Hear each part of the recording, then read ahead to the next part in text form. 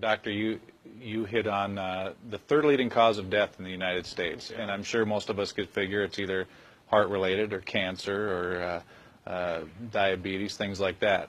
Can you clue us into what that is and why? Yeah, okay, and thank you for asking that, because this is the 10,000-pound gorilla in the room that nobody's talking about. The third leading cause of death, as published in the Journal of the American Medical Association, is MD-directed treatments. This means you go to a medical doctor, an MD. He gives you a treatment and you die from it. According to the United States Department of Health and Human Services, 15,000 Medicare patients a month are killed by MD treatment, and nobody goes to jail. A handful of terrorists fly 2 planes into the Twin Towers. 3,500 people die, and we go to war. But 15,000 people a month are killed by medical doctor treatments, and we don't bat an eyelash.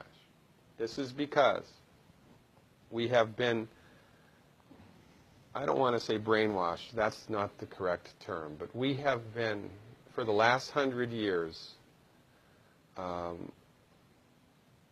of led into this false belief. You know, I think it was Marcus Welby that started it, that the medical doctor is king and knows everything about everything.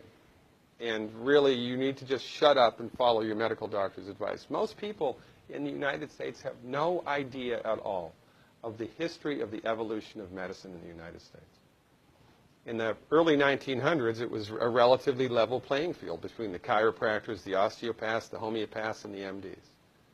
In 1915, 1920, there was something called the Flexner Report.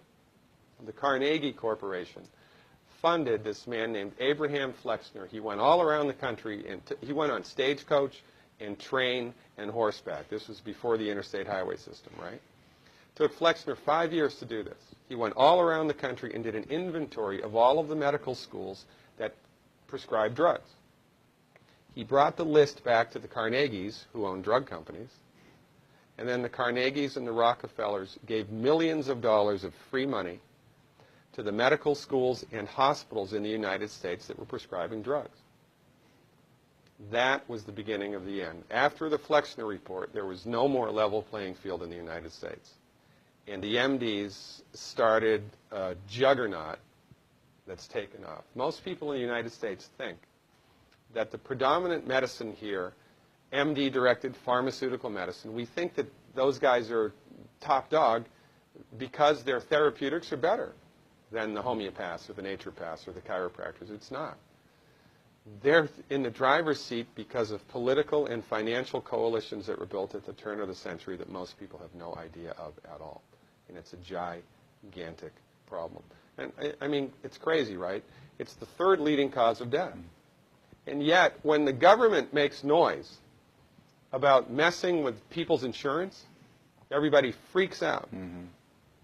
And that's a whole other thing to talk about, isn't it? Because what is medical insurance? When you buy medical insurance, what are you doing? You're betting that you're going to get so sick you will not be able to afford it. Mm-hmm. Right? Yeah. Right. And then, so you pay good money every month to gain access to a system of medicine that's the third leading cause of death in the United States. We need our heads examined, quite frankly.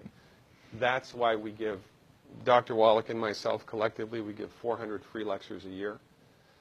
And we're building a grassroots network because people don't know this. I mean, people, I come to my lectures and they look at me and say, couch potatoes live longer? Medical doctors, the third leading cause of death? You know, what's going on here?